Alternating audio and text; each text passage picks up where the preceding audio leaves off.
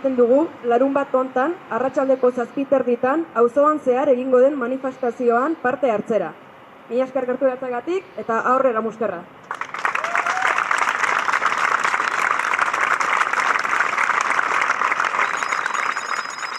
Gaur goizean, Polizia Municipalak, udaltzaingoak, Muskerra gimnasia komunala desalojatu du.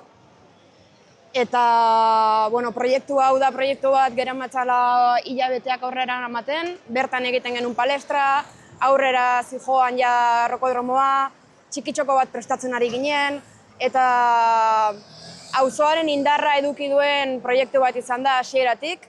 Jendea, ikusten den moduan jende asko elkartu gara hemen ere babesteko.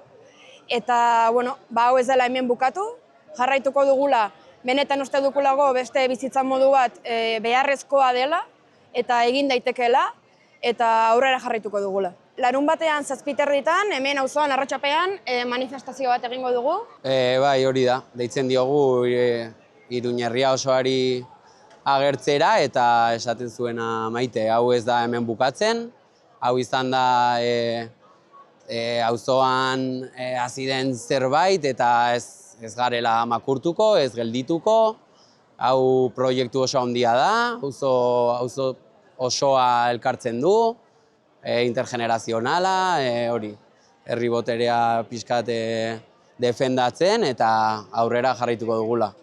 Muskerra aurrera! Aurrera! Muskerra! Aurrera!